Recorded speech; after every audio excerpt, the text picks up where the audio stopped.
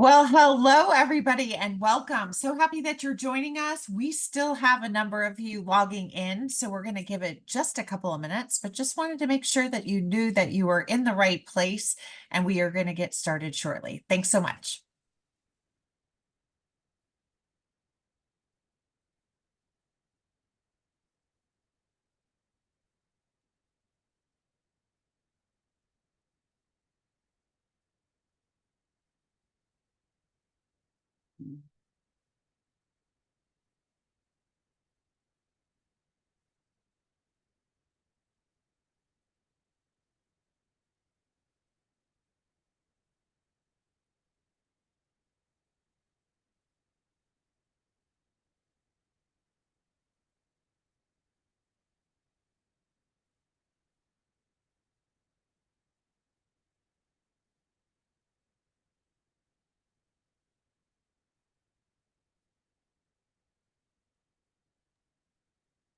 It's me again. If you just joined us, we're going to give it just another minute.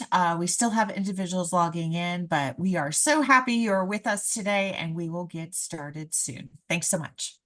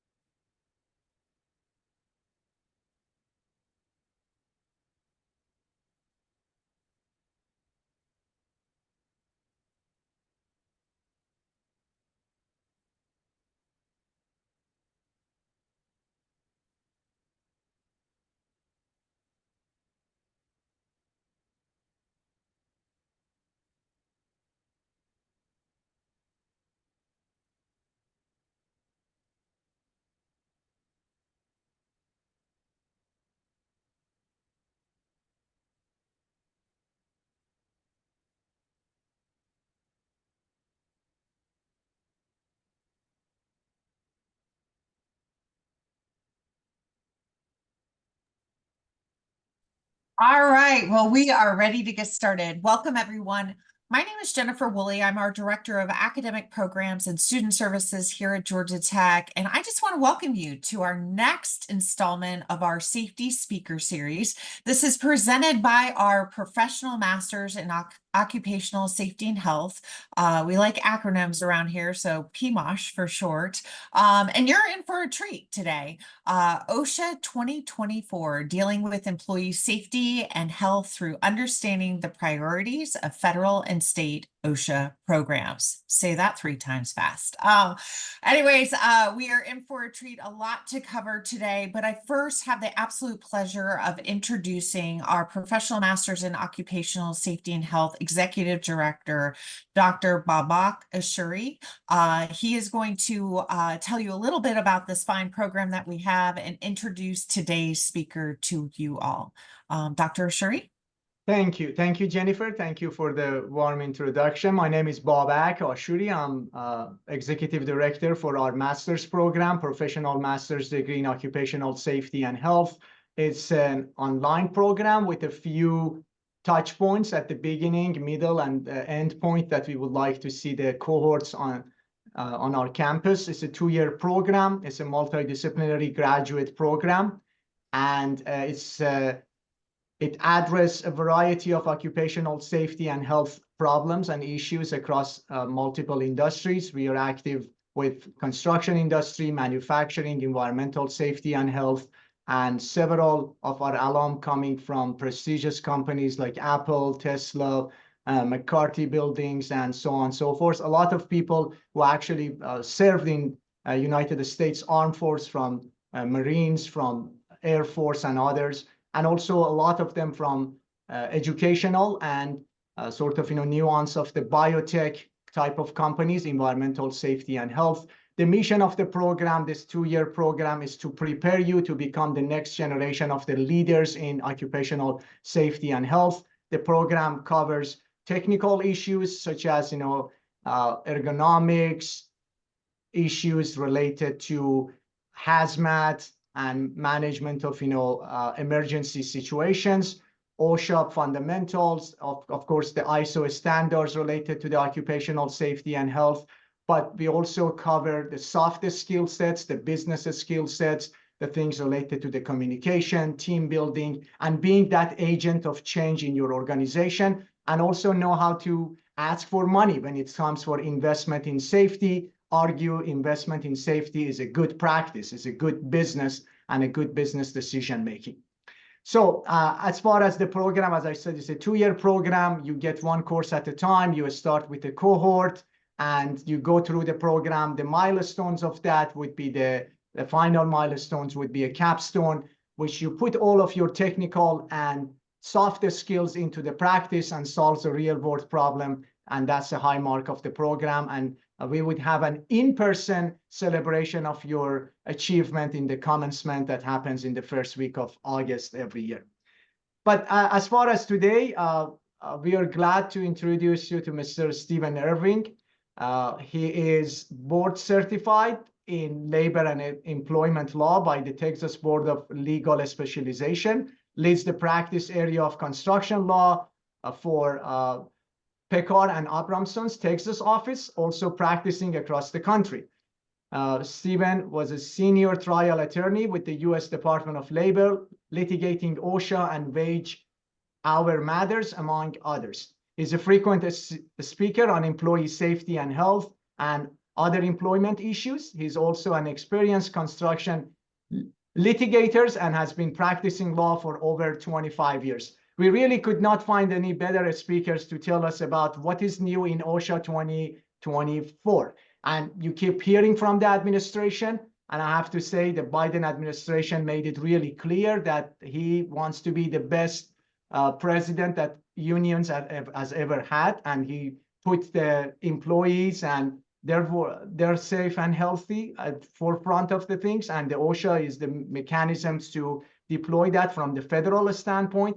And of course, there are nuances of that coming up from a state. So we're going to hear from Stephen talking about that, different kind of issues, particularly focus on the fall protection, trenching, and any of the other things. And as we are here, sadly, we all have been looking an eye to accident that happens a couple of days ago in Baltimore, and the loss of life and all of the other things. So I think it's really timely to reflect on that, and Stephen has helped us to better understand what we should expect in the remaining of the year. Floor is yours, Stephen. Thank you. Thank you, Dr. Ashuri, for that kind introduction. I am, in fact, Stephen Irving, and yeah, I've been, we colloquially now say that I've been practicing for over 25 years, because when you get more specific, it just sounds like a really long time. I do labor and employment law and have sort of a specialty there with of safety and health. And I've been doing that for basically my whole career. I did spend a number of years as a trial attorney at the U.S. Department of Labor. And if you are familiar with OSHA but not familiar with Department of Labor is the federal department that OSHA is a part of. People often don't necessarily think of employment law as including safety and health. A lot of organizations tend to put safety and health together with environmental because they have similar regulatory schemes and touch on some similar issues. But in reality, we are talking about occupational safety and health, which is therefore an employment issue. Let me see here. I'm going to try and go ahead and share my slides here. Make sure I remember how to do it. I'm sorry. I lost my button. And Stephen, one of the participants brought to our attention that if you could speak a little louder, that would be good. Sure. That would be good. I apologize. Is this better? It is much, much better. Thank you so much, Stephen. Okay. And I'm sorry, folks, I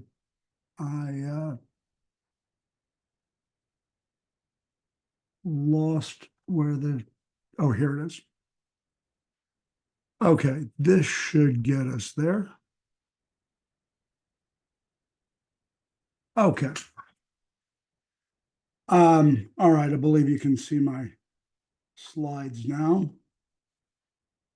And there we go. Okay.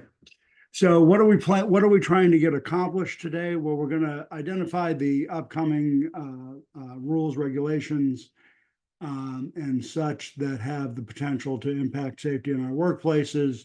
We're going to talk about OSHA's enforcement statistics a bit. We're going to discuss what what we're expecting OSHA to be up to over the next several months. Let's start with talking about the OSHA's most frequently cited standards last year. And I'll tell you that, frankly, this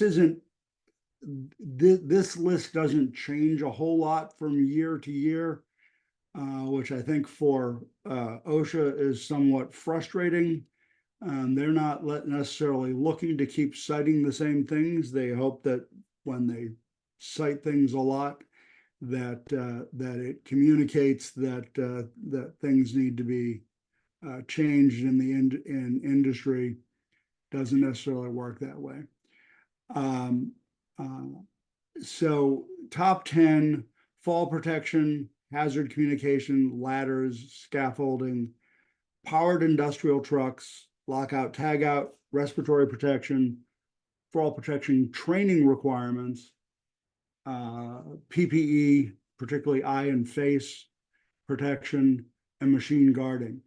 Now, I think that it is worth noting there that 1, 3, 4, and 8 really all kind of relate to the same thing, right? Fall protection, ladders, scaffolding, training and fall protection. These all relate to seeing that people are properly protected from falls.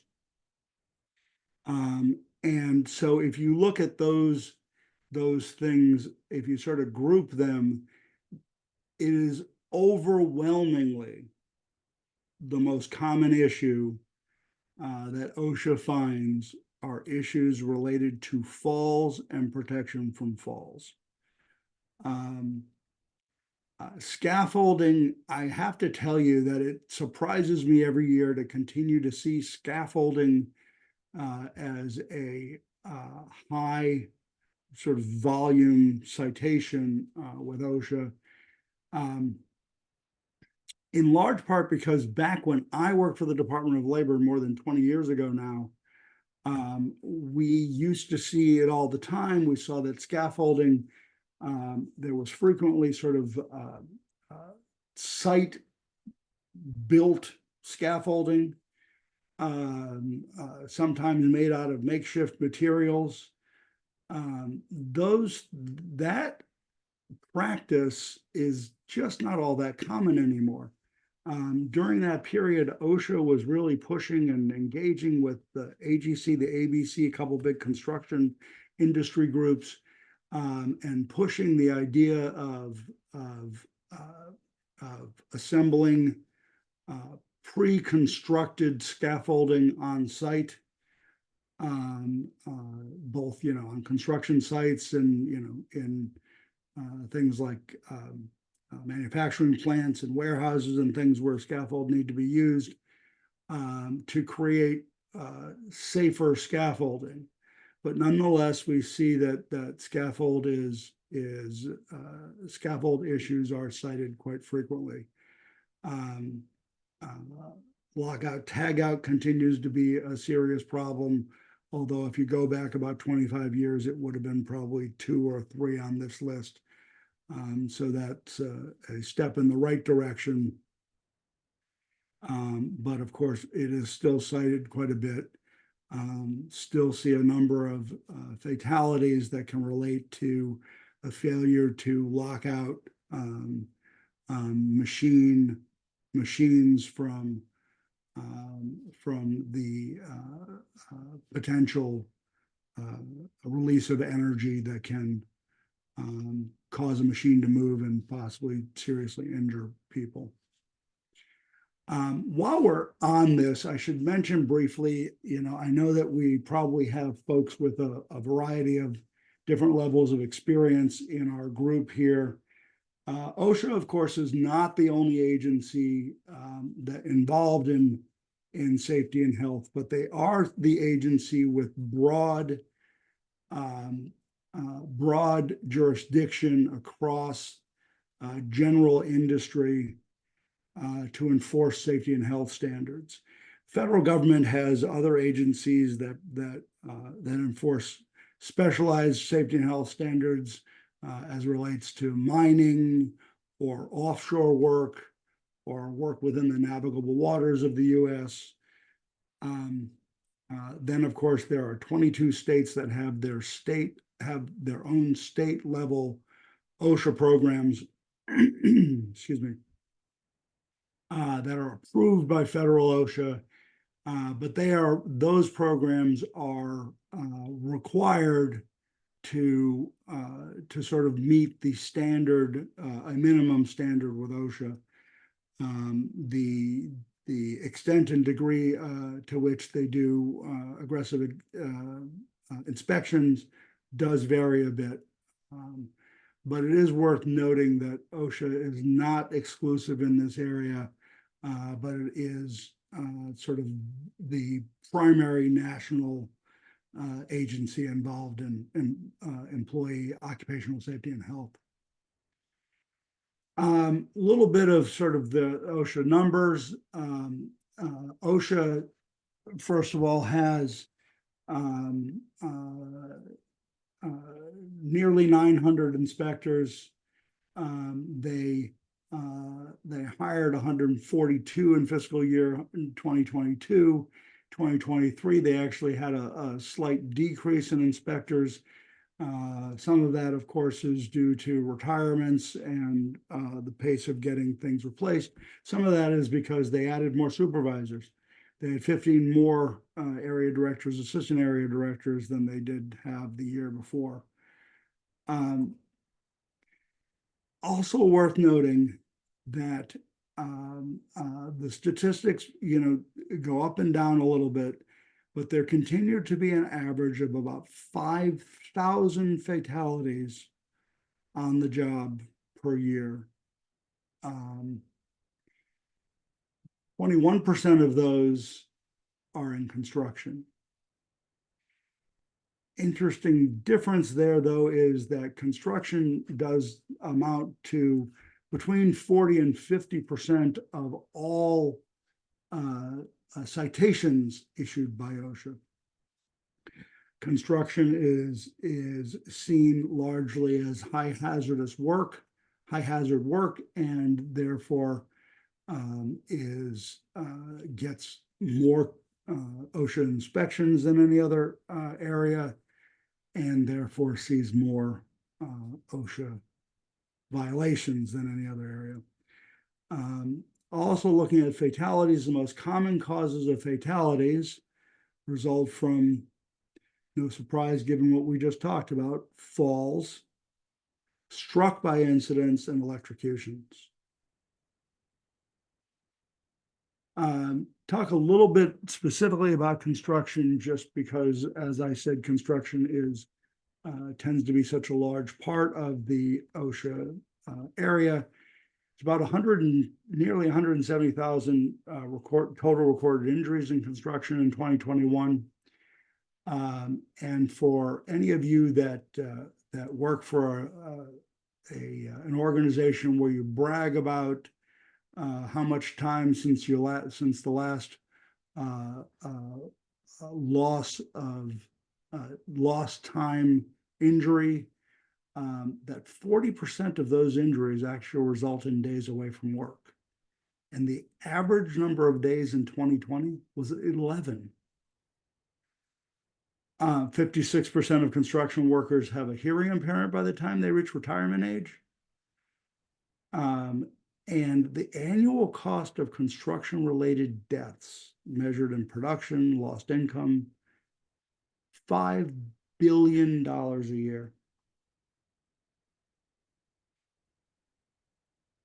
Okay, now I want to talk a bit about OSHA's enforcement trends as some of the things that OSHA is up to.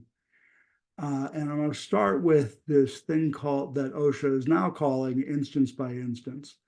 Now, you go back to when I worked for the Department of Labor, we used to see occasional instance by instance violations, but they were always only applied to willful violations, and they required an analysis that we called egregious.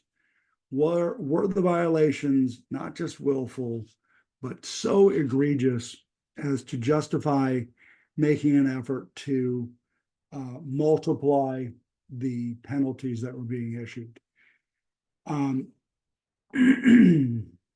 In fact, when I dealt with egregious penalties, they made me pack up from my office in Dallas and head up to DC along with senior OSHA folks and present to the most senior folks at the Department of Labor to explain why we thought that egregious penalties were appropriate. I'm going to take another brief sort of side here, and we're going to talk a little bit about what the penalties are here, but an OSHA serious penalty now has increased for 2024 to a maximum of $16,131. And for a very long time, a serious violation was $7,000. And a willful or repeat violation was 10 times that, or $70,000. And that's the max for large employers and for high gravity violations. Several years ago, Congress finally passed a statute which increased penalties for violations of federal statutes across the board, and added a system by which the penalties are increased every year for cost of living adjustment. And so when we first saw this increased penalty, I think we were in the $11,000 range, maybe 5 or 6 years ago. And now we're up above $16,000 or $161,000 for a willful violation. But the way that we first got into these instance by instance was saying, look, we've got $7,000 for $70,000 for a willful violation. If you cite a willful violation one time against a large company, it does not make much of an impact. It does not serve as much of a deterrent to large companies to change the way that they operate. In fact, the egregious matter that I dealt with had to do with repeated explosions in a plastics facility from one of the largest oil companies, that a name which I promise you everybody in the group would recognize. And so when we were citing that they hadn't trained people in a certain practice to help them violate a certain hazard, to help them stay away from a certain hazard, a $70,000 violation just would not have had much of an impact. And in fact, in that instance, we actually issued to that large company about $2.7 million worth of egregious penalties, or instance by instance penalties, which at the time, back in 2000, 2001, was the largest penalties OSHA had ever issued. That's dwarfed by several penalties they've issued since. But in any event, what they're now doing, and the point of this slide and this topic, is that OSHA is now saying that they can and will issue instance by instance citations for high gravity serious violations. They do not have to be willful, for standards which essentially create the standards that essentially create a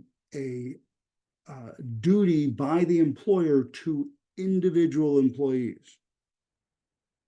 So those standards are not exclusive to, but can include falls, trenching, machine guarding, respiratory protection, confined space, lockout, tagout, and for other than serious violations of record keeping. I'll get to the record keeping issue here in a minute. What's going on when they're saying, for instance, falls? Let's say that OSHA finds 12 people working in a spot on a roof, or in scaffold, or what have you, that should be protected by fall protection, and none of them are wearing fall protection. They're not wearing lanyards. They're not tied off. In the past, OSHA would cite that as one violation. It could be serious, a $16,000 penalty. It could potentially be a repeat or a willful violation, or a $160,000 penalty. Now, if OSHA finds 12 people who are all not tied off, they could cite that standard 12 times. And for each of those 12 times, you could have a penalty of $16,000 or $160,000.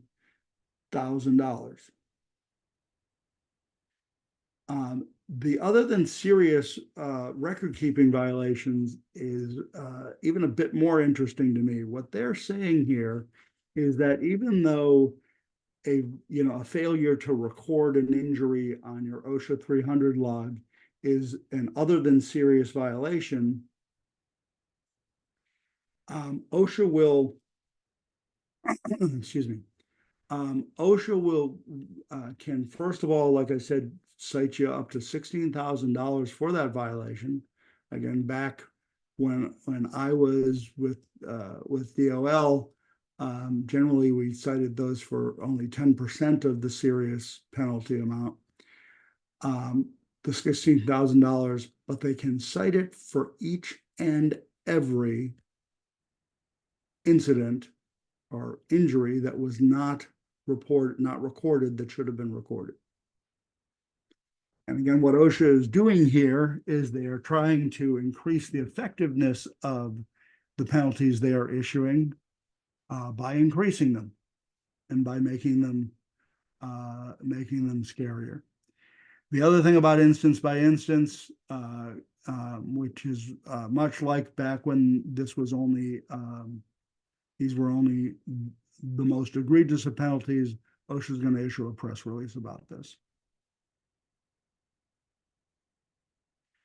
Okay, another enforcement trend, OSHA grouping violations. So OSHA has traditionally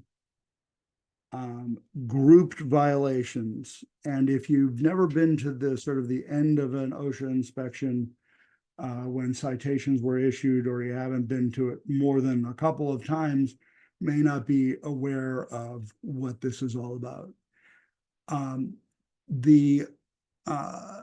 In the past, the way that OSHA looked at its citation issuing policy was that if a particular set of facts, a particular observation that a compliance officer made was a violation of more than one standard, they would want to point out in their citations, you violated fall protection general requirements, you violated fall protection training requirements, you violated, a scaffolding requirement, whatever it is. Maybe there is a power machine involved. And as long as it was the same set of facts, they might group two or more serious or other serious violations together as one serious item and issue one serious penalty, one penalty of now up to $16,000. What they are now saying is that they are inviting their area directors to use discretion not to group violations just because they happen to have a common set of facts that support the violation in order to achieve a further deterrent effect, in order to be able to issue more penalties. I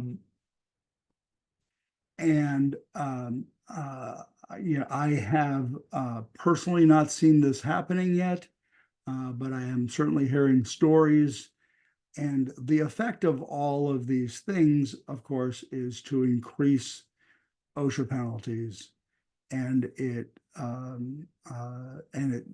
we are getting far away from the days when a single OSHA $7,000 penalty was the most likely result from an inspection and not a whole lot of a deterrent. And for those of you who have dealt with the Federal Mine Safety and Health Administration, you may remember that 25 years ago, it was not uncommon to see $55 violations in that area. Severe violator enforcement program.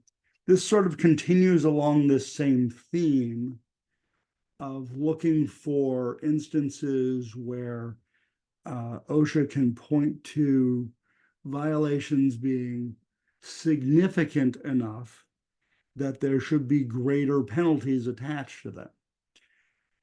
So I can tell you that what OSHA is doing is they're saying that an employer who has had 2 or more willful or repeat violations for a high gravity serious violation can wind up on this SVEP list. They get stuck on the list for at least 3 years. And as long as you are considered to be on this list, you can have enhanced penalties. They can be larger than the minimum penalties. They may look for instance by instance. They will look for not grouping. They will look for greater instances of willful and repeat violations. And this requires mandatory follow-up inspections during the period after abatement has been required. If you have dealt with OSHA on OSHA violations, you may know that OSHA will order that the employer certify that they have abated, they have eliminated the hazard that OSHA has cited. OSHA generally, as a rule, does not go back out to work sites. They have the right to, but they very, very rarely go back out to work sites to follow up to see if abatement has actually been accomplished. They generally take the employer's word in a written certification for the fact that the violations have been abated. Again, a little different from in the mining area, where federal mine inspectors always go back out to look for abatement. I'll give you an example of a client of mine that had put itself in this situation, and to give you a sense of how all of this works. My client employs a substantial number of meat cutters.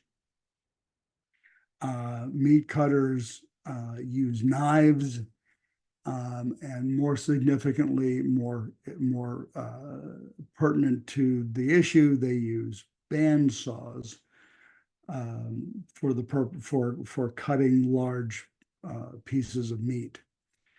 And I have a client, or I had a client who had a difficulty getting their employees to make sure that machine guards were on the bandsaws, and to use the sorts of safe practices that keep their hands away from the moving bandsaw. You can imagine what the injuries are that leads to. And back years ago, this client would have these injuries occur on a not infrequent enough basis.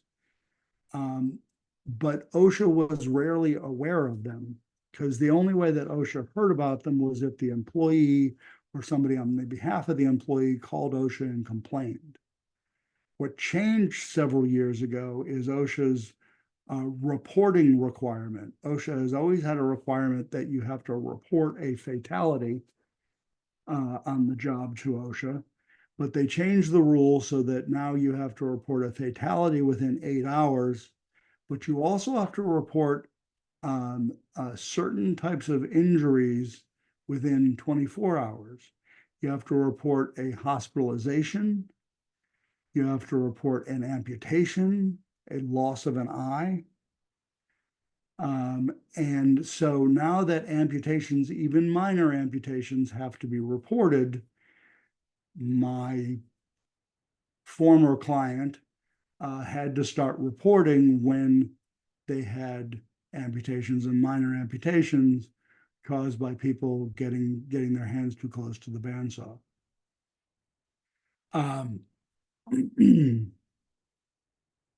This has led to both repeat and willful violations for that client, and the risk of being on this SVEP list.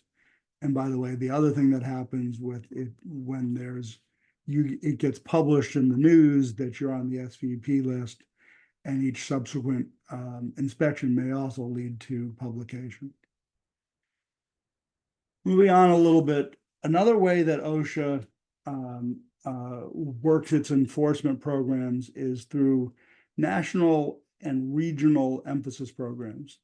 Now, what these are is they're generally temporary, although sometimes they go on for years, programs that are intended to focus OSHA's resources on particular hazards or high hazard industries. Now, this brings us to the general point that of how OSHA decides who to inspect. There's a couple of ways that happens. One of them is complaints. People call in complaints. It could be an employee that calls in a complaint. It could be an employee's family member when an employee got hurt. It could be, sometimes it is other employers that share a work site, and a variety of different ways that people may complain to OSHA, and OSHA has at least a duty to look into the cause of the complaint. They used to automatically inspect every work site of a complaint, but now they sometimes will contact an employer and ask the employer to give a written response to the complaint before they decide whether an on-site investigation is required. The other way that they do it is through a randomized system that I think is still operated by the University of Tennessee. Creates a list for each of the OSHA area offices for workplaces in their area. And there is a focus on workplaces in the highest hazardous industries, but it's not exclusive to that. But there is a focus on higher hazard industries, which is why construction sees a ton of OSHA inspections and insurance sales offices see very few. because that's who falls on the lists, is construction sites and manufacturing facilities and warehousing and shipping facilities and those kinds of things. Restaurants are much more likely to fall onto the randomized list of people that OSHA goes to visit. Now, what happens with these emphasis programs is that our separate lists are generated for the locations that are likely to fall into these emphasis program categories, so that the OSHA area office can devote more of its resources to the locations where these issues exist. Now, currently, there are a number of regional or national emphasis programs out there. This is a list of most of what is out there. There's combustible dust, fall prevention and protection, no surprise there, hazardous machinery, heat stress. I've grouped hexavalent chromium, lead, and primary metal industries together to save space here. Process safety management. Again, this is the standard which deals with manufacturing facilities, primarily manufacturing facilities that deal in volume of hazardous materials. Shipbreaking, silica, crystalline are just grouped for space saving. Trenching and excavation. What I want to say about trenching and excavation is this, that we had an unfortunate stretch in 2022 where there were more trenching and excavation accidents than and fatalities than there had been in quite some time.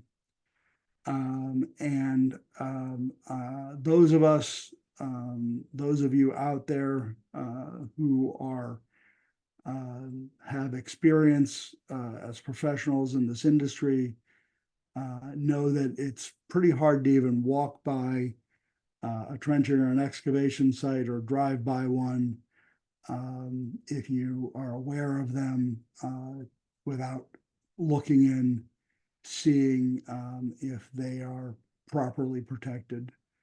It is unfortunate after all this time and all of the ways that have been developed to protect people that there are still so many issues with trenching and excavating. All right, moving on. The other thing going on with OSHA, of course, is its rulemaking process. And I guess perhaps this is worth saying out front here. OSHA has been active in the last 3 years in the rulemaking sphere. However, they've done a lot of proposing rules and very little finalizing rules. And that is for a combination of understanding that we have a federal U.S. Supreme Court, which appears to be hostile to OSHA's rulemaking, combined with a political environment that leaves some concern. As Dr. Ashuri mentioned at the beginning here, it is very much a priority for the Biden administration to move these things forward. But there has been concern with parties in Congress and with the potential change in administrations. And so that appears to have slowed down the process of completing and moving forward on these rules. It's nonetheless worth understanding what OSHA is doing, because it can help to understand what they've been doing in the past and what may be expected in the not so distant future. This first rulemaking is electronic submission and of injury and illness data. It has been the rule for many employers to have to submit their OSHA Form 300As and 300s electronically. The OSHA is now looking to broaden who has to report and to increase the requirement for submitting OSHA Form 301s.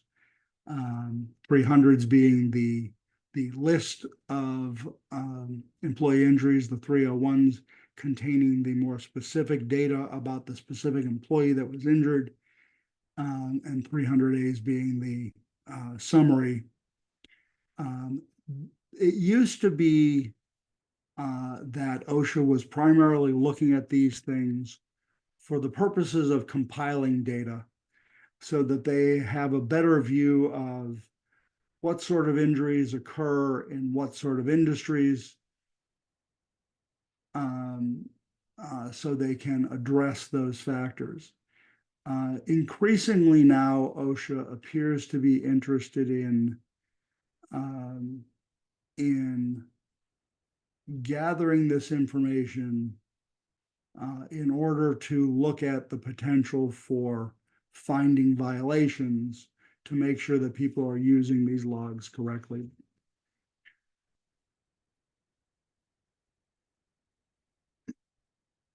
And so, like I say, they are looking at the possibility of targeting employers in programmed inspections under those regional and national emphasis programs.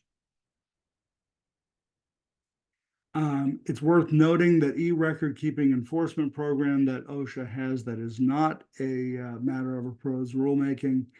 They launched an enforcement program in 2022 to look for employers who are failing to submit injury data altogether. And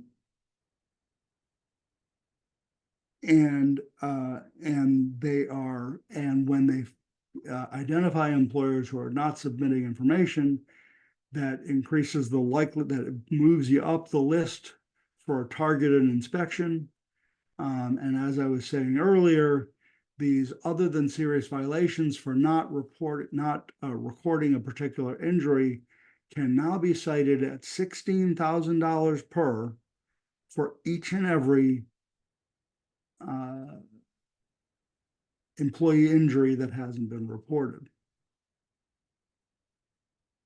Another rulemaking, and a pretty controversial one, is this worker walk-around representation designation. And this is one that I hear from clients and folks in the trade associations I'm involved with all the time. OSHA has always had the authority, and some might say the requirement of involving employee representatives in an OSHA inspection. But what that has generally been understood to mean is if the employees in a particular workplace are represented by a union, then a representative of the union, either a union safety rep or a union business rep or a shop steward, can and perhaps should be included in an OSHA walkthrough. This has been the way things have been done for the entire history of OSHA. If you've ever been on an OSHA inspection, you know that the inspector will say, is there a union on site? If so, we need to reach out and see if somebody's going to join us for the walkthrough. What OSHA is saying now is that they believe that there is a broader list of non-employees, perhaps third-party non-employees, who may be appropriate to bring onto sites.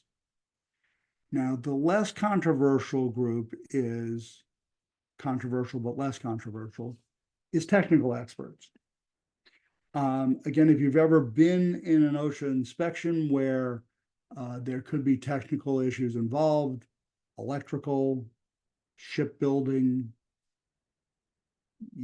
hazardous materials handling, engineering issues. OSHA has compliance officers that have those experiences and are more likely to be the ones assigned to inspect a particular workplace. But OSHA is now saying, we can't always have all the technical experts we need. So we ought to be able to hire industrial hygienists, engineers, what have you, to come in and help us figure out what we're looking at, right? That's controversial enough. What's more controversial and what is largely believed in industry to be OSHA's goal here, because like Dr. Ashuri mentioned, the Biden administration is intentionally pro-union, that in workplaces that do not have union representation, that OSHA would be more inclined under this rule to include union organizers in the role of a person involved in the walk around, or representatives of third-party community organizations. And by the way, in a number of states, including here in Texas, there has been the experience that there are organizations out there that hold themselves out as being advocates for workers outside of union workplaces, but the organizations are fully supported by labor unions. And I'm not trying to make a political comment about labor unions, but a lot of non-union employers heavily object to allowing people like union organizers or community organizers onto the work site.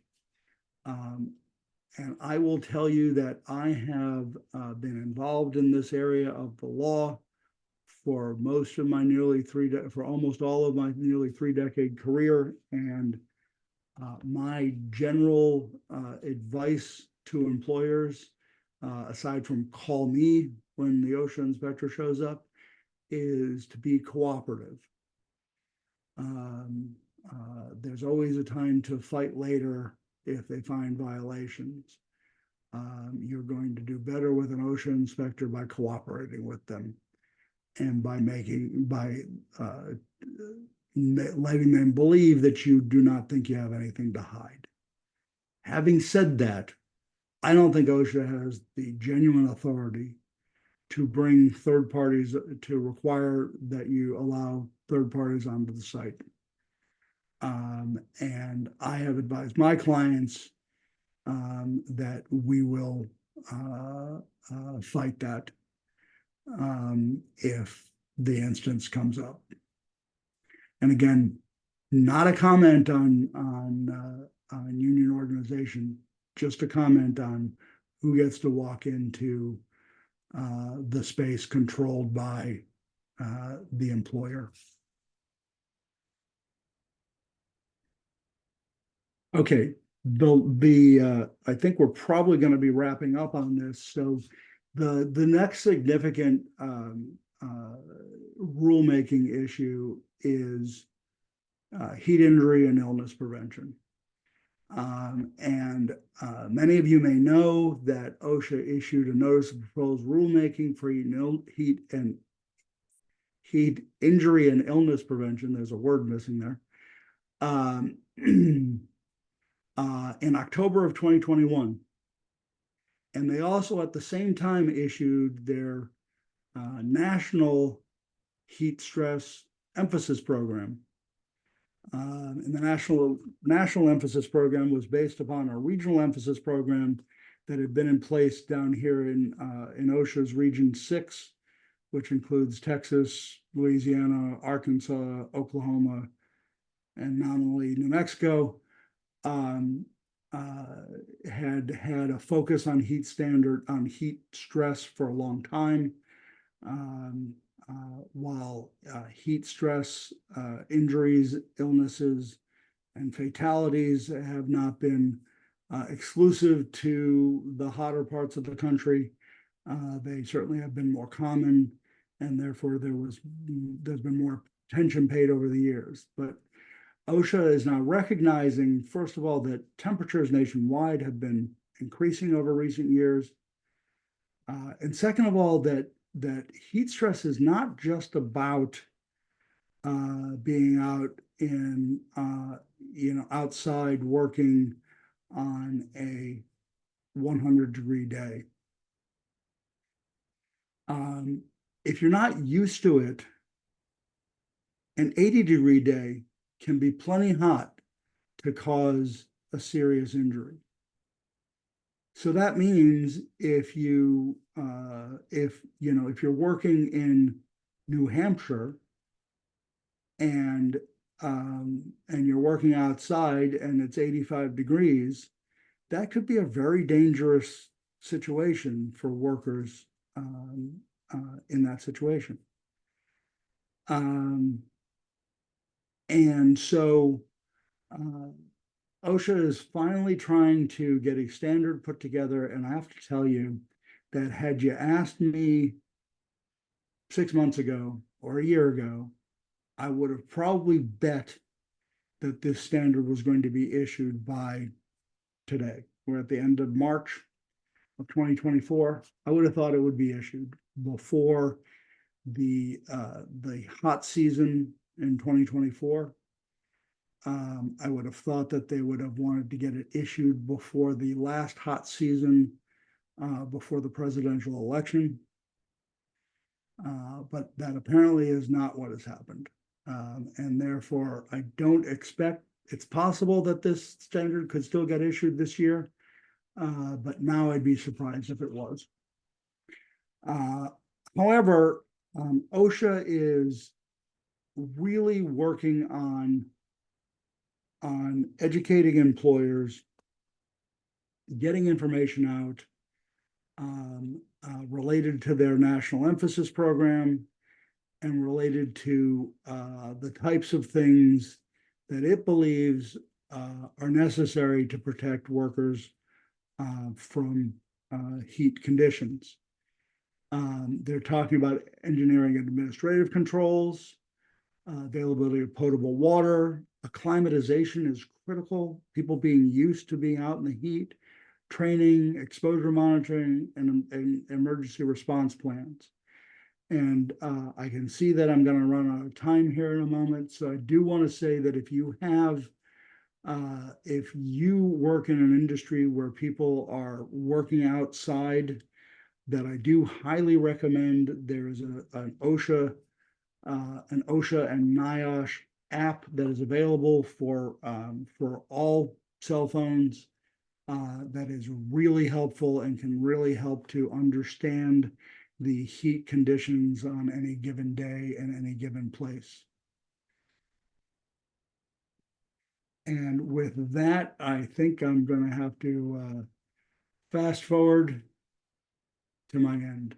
And we'll see if there are questions from the group. Thank you.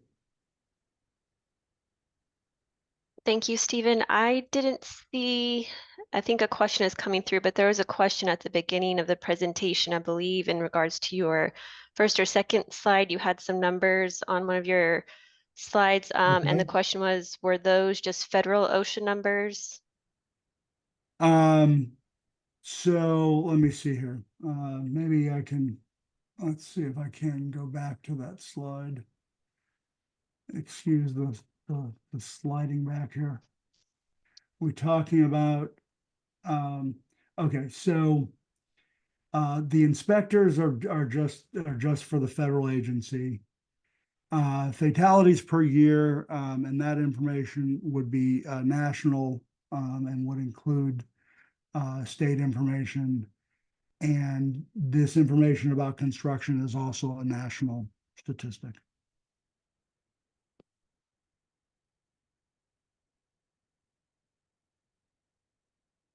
Were there any other questions?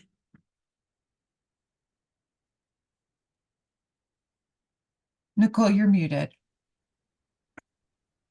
I'm sorry. Okay, one question came through. Does OSHA have any authority when dealing with an injury of a state or federal entity? Okay, so federal entities are so if it's so the question is, or the issue becomes, are we talking about federal employees? And I'll separate federal and state employees. Federal employees or people working on federal jobs. So federal employees are generally the sort of the enforcement of OSHA rules is generally done by the agency that the federal employee works for. If they are, private sector employees that work on federal work sites are generally inspected by federal OSHA. Although that's also not exclusive. I'm actually working on an investigation right now that involves the Department of Energy's facilities at Oak Ridge National Labs in Tennessee, where construction was going on involving a client of mine, and there was an injury there. That safety and health investigation is being done by a specialized group within the Department of Energy. Interestingly, all of the folks that I've met in that group are all former OSHA people, but for about the last 15 years, the Department of Energy has had its own regulation to enforce. But again, they enforce the same regulations that OSHA does. As far as state agencies go, generally in state OSHA states that have state OSHA programs, those states have their own enforcement under the state OSHA program. There are actually 5 states that also have state OSHA programs just for public entities. I think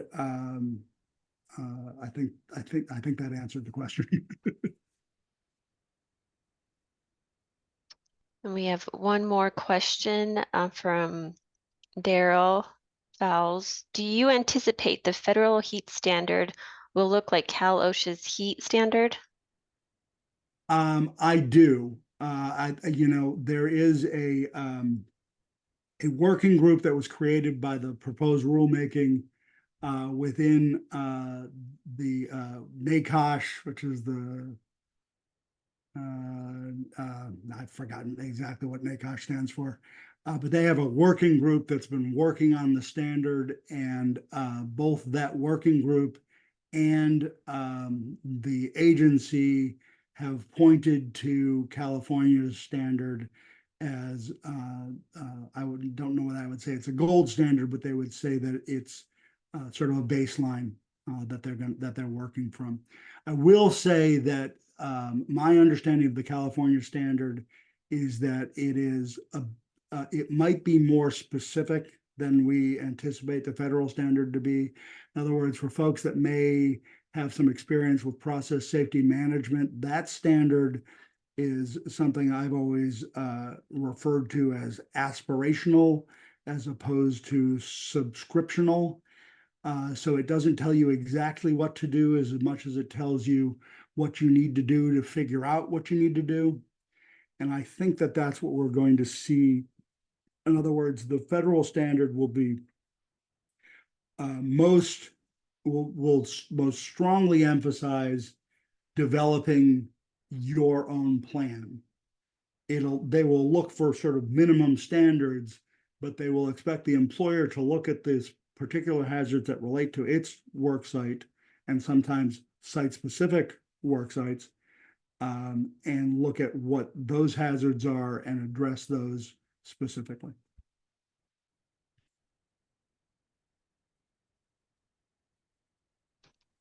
Thank you. That was very helpful. I hope.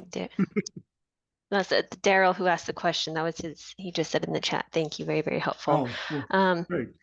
I think that was all the questions that we have. We'll go ahead and close out with just a few notes Can I say from one last thing? our, absolutely. I just wanted to say, since I got to thank you for that last answer, that I am available if people want to call me or email me and have thoughts to share. I'm more than happy to take more questions after the presentation. Thank you Sorry, so Nicole. much, Stephen. No, you're fine. Thank you for that offer. And again, thank you for your time. I know both our side at Georgia Tech and the audience appreciates your presentation and your time. If you don't mind, do you mind if we share our screen for just a few notes to close out with? Oh, yes. Oh, so let me take down my screen share. I'm sorry. Thank you again. Okay, did I take it down? Yep, and Eric, do you mind just putting up our slides back on so we could give our attendees just a little bit of information before they leave? Yep, and then if you'll just go ahead a few slides. We do have our last safety speaker series of the quarter coming up on April 17th. It's going to be emerging trends, creating challenges to proven risk management practices within Army aviation. So again, go ahead and scan that QR code, and you will start receiving registration information for that next webinar coming up.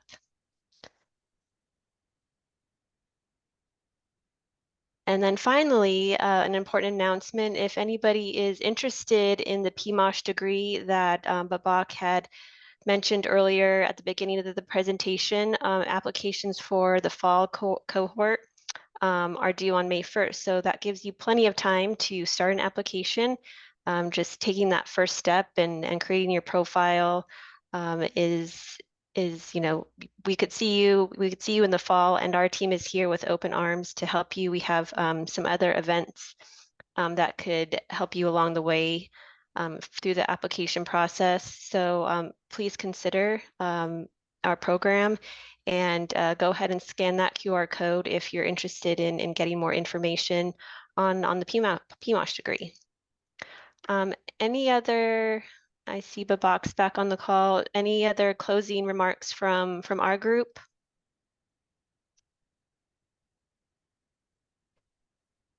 Okay, well, we will go ahead and close it out, and we hope to see you all at our next webinar. And thank you again, Stephen. That was a very insightful presentation, and we appreciate your time. Happy to do it. Thank you so much. Thank you, everybody.